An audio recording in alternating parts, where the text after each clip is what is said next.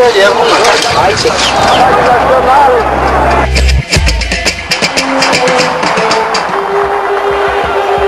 trabalhador brasileiro possui hoje seu código.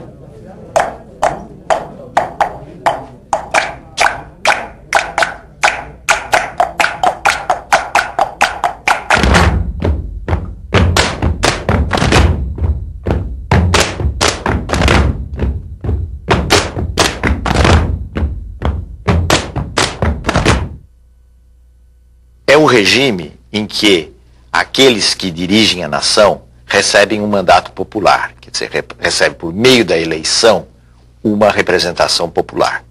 Isso distingue a democracia de qualquer regime autoritário, totalitário. Isto é, a ideia de que a soberania reside no povo e o povo elege os seus representantes. Mas de tal maneira identificou-se o colégio eleitoral com o povo, que hoje nós não sabemos o que é direta e o que é indireta. Sabemos apenas que o povo será vitorioso.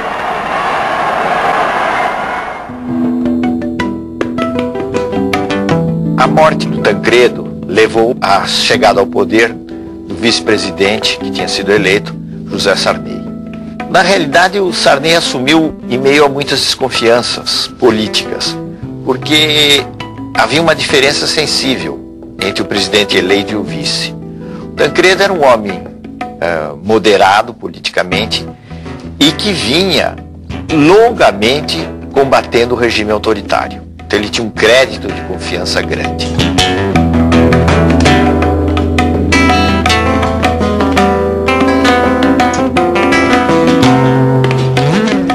O caso de Sarney era diferente. Era ainda recente sua saída da arena antes de chegar à presidência da República.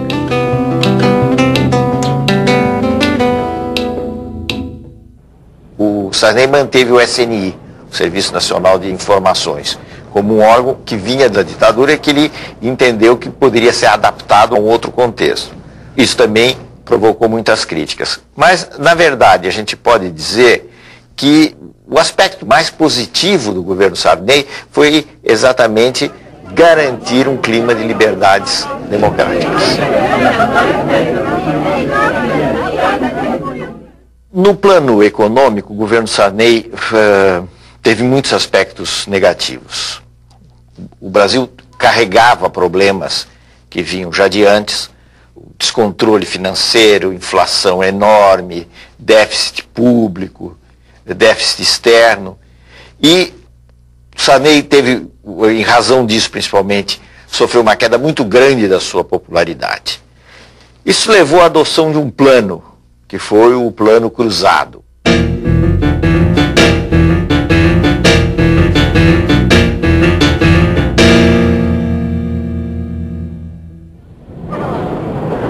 Se propôs um aumento imediato de salários, um congelamento de preços, e essas duas coisas juntas não funcionaram. Quer dizer, o congelamento mais o aumento salarial levou a uma busca de bens de consumo enorme por parte da população. Foi um momento de euforia, vamos dizer assim, da sociedade. Preocupado com a explosão de consumo que levaria a uma inflação de demanda, o ministro Funaro pede à população para poupar. E a forma de ajudar é poupando. se eles consumirem um pouco menos. Nós estamos consumindo 30%, 40%, 50% acima do ano passado. Vamos consumir um pouquinho menos para dar mais tempo para que as empresas produzam mais. E guarda esse dinheiro na poupança. É uma grande forma de ajudar o Brasil. Em fins de 1986, o Plano Cruzado já fazia água, visivelmente, para os técnicos, para as pessoas que tenham maior compreensão da economia, das dificuldades, o plano fazia água. Agora, isso não era ainda claro para o conjunto da população.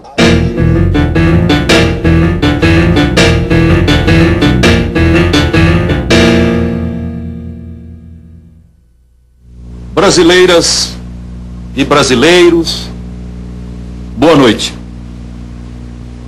Amanhã é uma data histórica para o nosso país. Será promulgada a nova Constituição brasileira. A gente deve identificar algumas coisas positivas e várias coisas negativas na Constituição de 88. A nação quer mudar, a nação deve mudar, a nação vai mudar.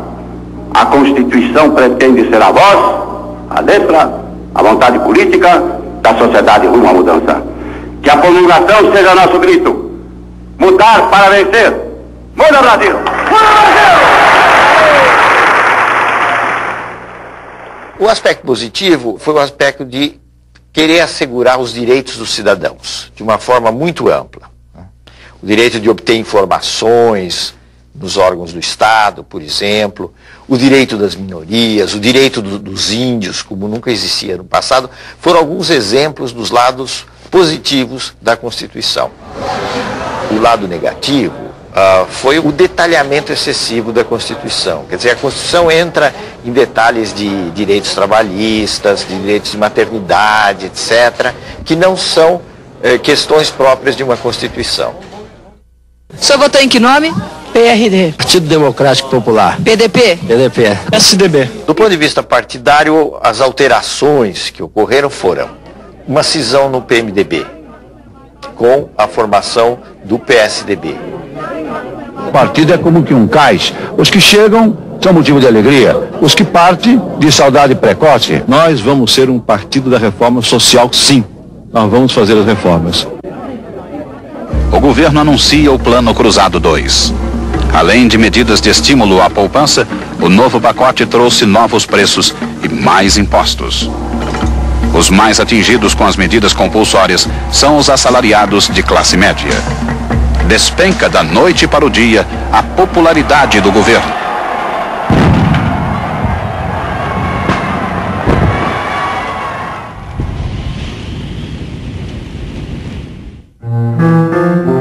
O fim do governo Sarney foi bastante melancólico. O Brasil acabou decretando uma moratória, quer dizer, deixou de pagar a sua dívida externa, e ao contrário do que muita gente pensa, isso representou um sério golpe nas finanças brasileiras.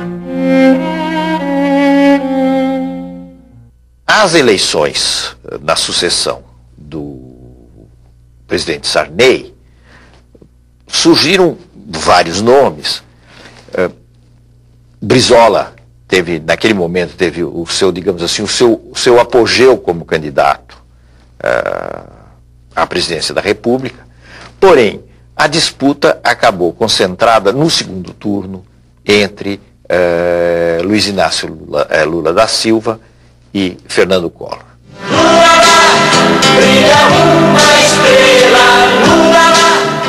Lula era uma figura que vinha do movimento da luta dos trabalhadores do ABC, um importante líder sindical, ganharam um prestígio muito grande e, tendo como instrumento o PT, o seu partido, o Partido dos Trabalhadores, chegou a ter uma dimensão nacional que àquela altura era bem maior do que o próprio partido.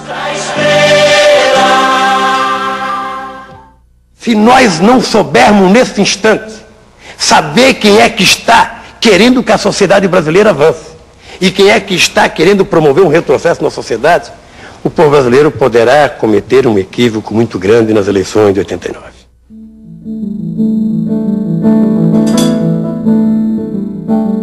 O Collor era uma figura que vinha, primeiro, de um estado pequeno, vinha de Alagoas. Segundo, não tinha nenhuma máquina partidária que o apoiasse. Em terceiro lugar, ele usava o marketing e usava certos temas de moralização com muita eficácia.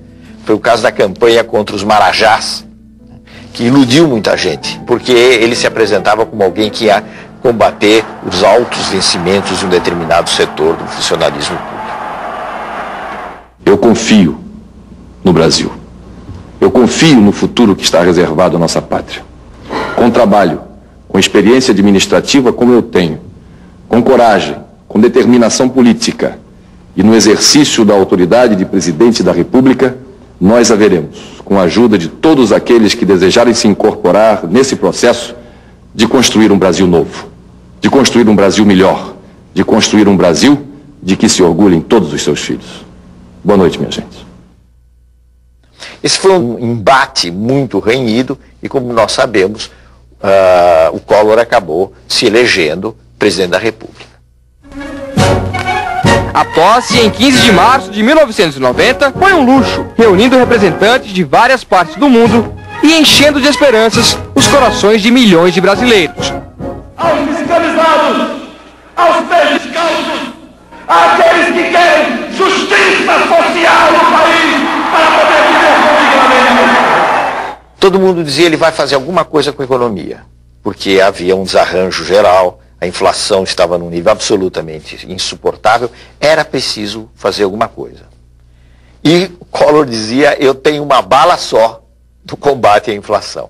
E o que ele tentou no plano econômico, hoje nós sabemos, foi uma medida de uma ousadia imensa, que foi o sequestro, ou se quiserem, para ser mais benévolo, o congelamento dos depósitos bancários, na prática, não é? E, inclusive, abrangendo poupança, outras formas de rendimento, etc. O plano Collor provocou um choque, vamos dizer assim, na população. Houve realmente uma queda pronunciada da inflação, mas essa espécie de plano milagroso, ao longo do tempo, foi se revelando muito menos milagroso e conduzindo o país às dificuldades econômicas. Primeiro, a uma recessão. A recessão poderia até levar a um reequilíbrio, mas não houve sequer tempo do reequilíbrio, porque o Collor foi tomado por uma onda de críticas no plano político que acabou levando ao impeachment. Na verdade, o governo Collor combinou medidas modernizadoras com um imenso grau de corrupção. O escândalo da corrupção gerou um movimento formado principalmente por jovens de classe média, exigindo o impeachment do presidente, afinal aprovado pelo Congresso.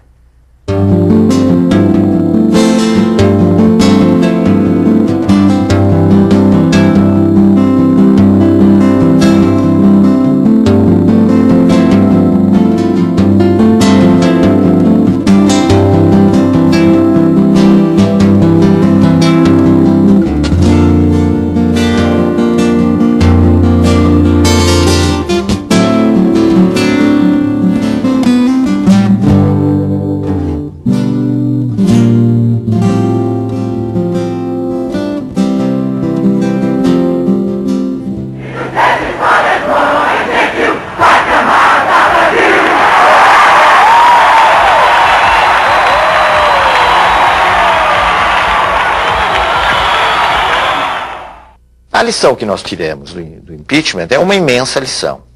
É uma coisa extremamente positiva e que nos leva a um otimismo razoável sobre a vida política brasileira, que tem muita coisa ruim, muita coisa negativa, mas que também tem muita coisa positiva.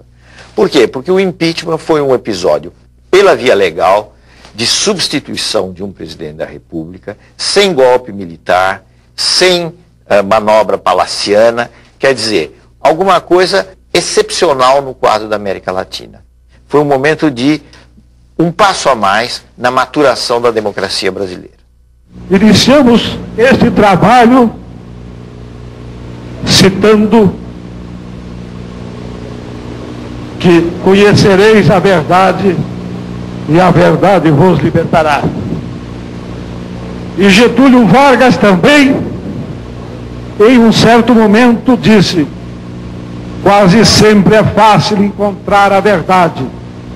Difícil é, uma vez encontrada, não fugir dela. Espero que a nação não fuja dessas verdades. Muito obrigado.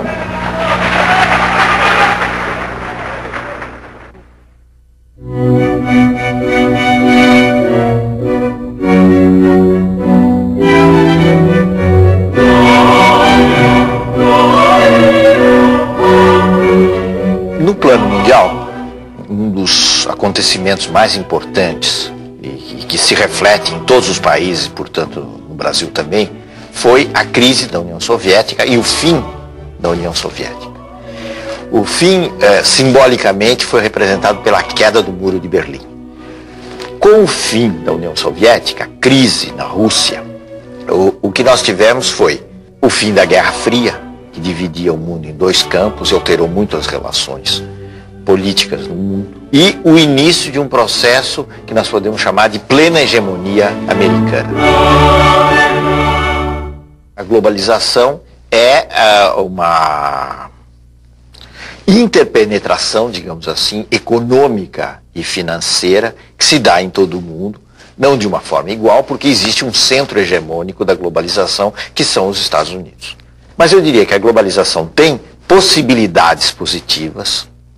O intercâmbio comercial, cultural entre as nações é em si mesmo um fator desejável, e tem riscos reais, porque a globalização, se não houver medidas no sentido de limitá-la ou de alguma forma regulamentá-la, a globalização tende a acentuar desigualdade entre países ricos e países pobres.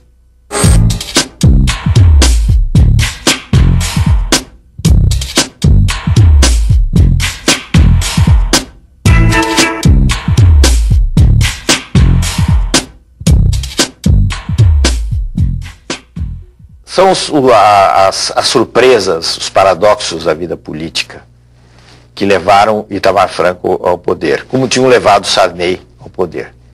Nesse caso não havia a morte de um presidente, mas havia o impeachment de um presidente, que era o Collor. Itamar era uma figura que vinha dos quadros do velho MDB, dos quadros da oposição, e que encontrara uma chance de subir na política mais, como candidato a vice do Fernando Collor.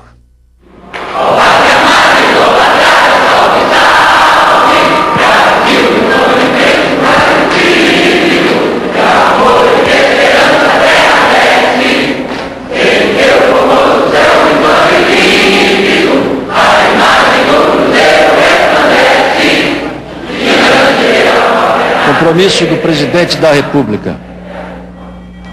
Prometo manter, defender e cumprir a Constituição, observar as leis, promover o bem geral do povo brasileiro, sustentar a união, a integridade e a independência do Brasil.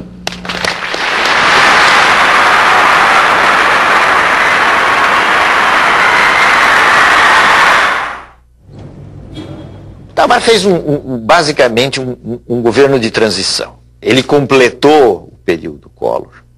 E eu creio que a coisa mais importante que ocorreu no governo Itamar foi a implantação da URV, da Unidade Real de Valor, um passo absolutamente necessário para a implantação do Plano Real. A moeda é o mais concreto dos atos de confiança das nações em si mesmas. Por isso, todos os processos inflacionários da história se relacionam com as crises políticas e com as crises morais. Com o real, o dinheiro que está no bolso do trabalhador vai manter o seu valor. Muito obrigado. Essa medida, a escolha de Fernando Henrique Cardoso para o Ministério da Fazenda, eu acho que foram os méritos mais significativos do governo Itamar. A disputa pela presidência da República, em 1994, se deu essencialmente entre Lula, que era mais uma vez candidato pelo PT, uma frente de oposições, agora enfrentando Fernando Henrique Cardoso.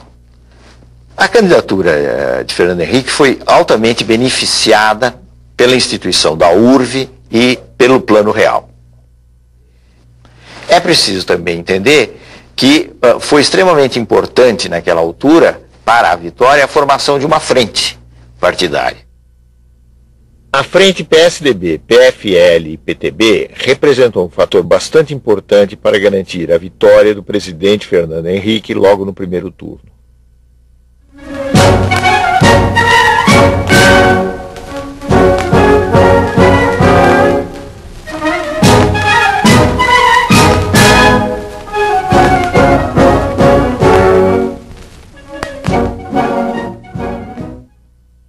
O Plano Real apresentou muitas diferenças com relação a planos anteriores. Primeiro porque ele acabou com a chamada indexação da economia. Quer dizer, acabou com aquele circuito de que os preços vão aumentando em função da inflação, etc. Ele quebrou isso.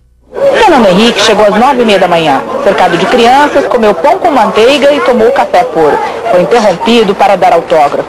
Fernando Henrique pagou a conta de 55 centavos com uma nota de R$1 e recebeu um desconto de 5 centavos.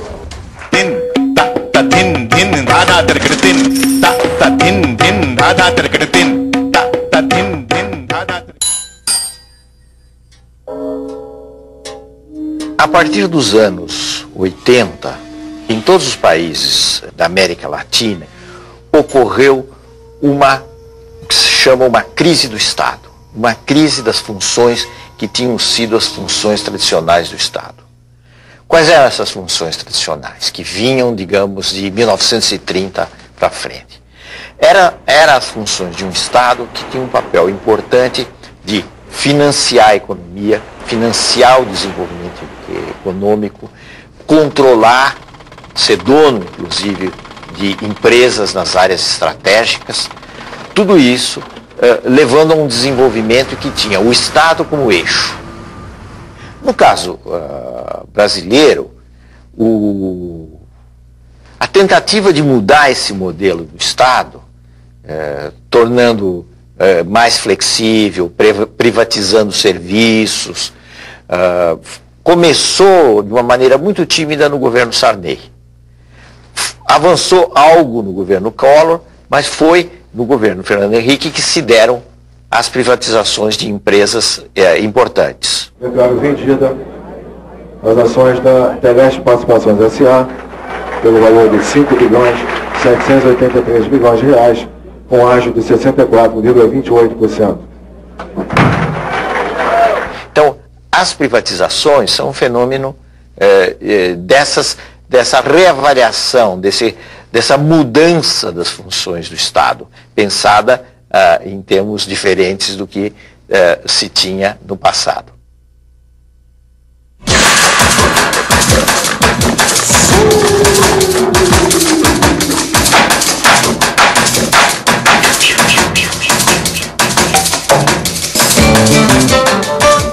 A característica do governo Fernando Henrique, do ponto de vista político estrito, vamos dizer assim, foi a existência de 2 mandatos, isto é, houve 2 eleições, a primeira e uma segunda, que levaram a 8 anos desse governo. A hipótese de reeleição não existia no nosso sistema republicano. Ela foi votada no Congresso, né, através de uma alteração da Constituição, e foi por via dessa alteração da Constituição que se deu a possibilidade de Fernando Henrique voltar a se candidatar em eleições disputadas mais uma vez contra Lula e que ele veio a vencer. O primeiro mandato foi basicamente a consolidação inicial do Real e as reformas da Constituição e a tentativa de fazer algumas reformas que são necessárias, da Previdência, da administração pública, etc. Bom, essa tentativa foi frustrada até certo ponto, porque a reforma da Previdência não foi feita. Então, eu diria que nós avançamos bastante no primeiro mandato, né, no que diz respeito à parte econômica, quebra de monopólios, etc. Bom, o segundo já foi caracterizado pelas turbulências da globalização, porque ele se iniciou sob a crise do México, que foi em 98, 99. E foi uma crise atrás da outra. Então, qual foi o trabalho no segundo mandato? A despeito de tudo isso, manter o Brasil razoavelmente bem. Apesar das turbulências, crescemos pouco, mas crescemos. No conjunto, o mais importante para mim é outra coisa. É democracia e é um clima de respeito, de tranquilidade. Um clima que permitiu e permite que as pessoas exponham seus pontos de vista com toda a liberdade. Acho que isso é importante para que o Brasil possa realmente ser uma democracia, que não é fácil, por causa da desigualdade e da pobreza. As privatizações funcionaram em alguns casos, em outros não. Houve esse clima de maior responsabilidade do Estado, o gasto vinculado com a arrecadação, não se gasta o que não se tem, né? Isso é a lei da responsabilidade fiscal. Esses são os aspectos, digamos assim, mais positivos de todo esse período. Mas o governo Fernando Henrique Cardoso teve grandes méritos na projeção do Brasil no exterior, na consolidação das instituições e como exemplo de afirmação definitiva da democracia no país. Alô, Marciano. Alô, Marciano. Câmbio. Alô, planeta vermelho.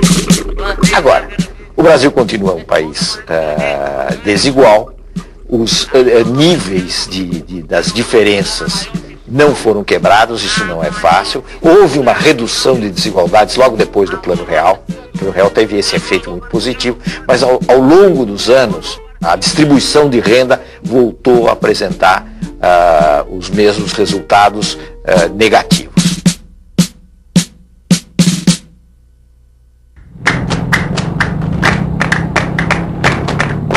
As eleições de 2002 se caracterizaram pela sua absoluta normalidade. A nítida vitória de Lula rompeu muitos preconceitos, representando um fenômeno novo na história do Brasil.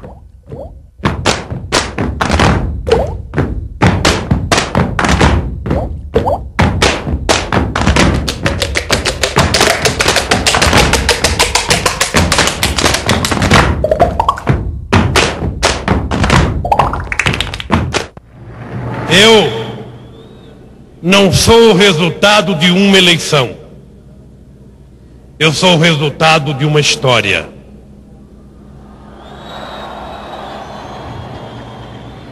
Eu estou concretizando o sonho de gerações e gerações que antes de mim tentaram e não conseguiram.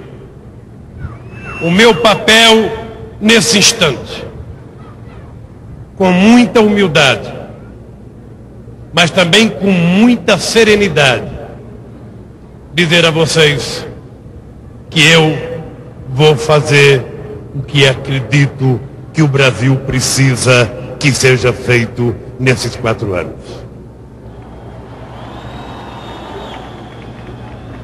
Cuidar da educação, cuidar da saúde,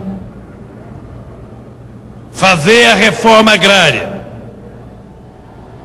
cuidar da previdência social e acabar com a fome neste país são compromissos menos programáticos e mais compromisso moral e ético que eu quero assumir aqui nessa tribuna, na frente do povo, que é o único responsável pela minha vitória e pelo fato de eu estar aqui hoje tomando posse.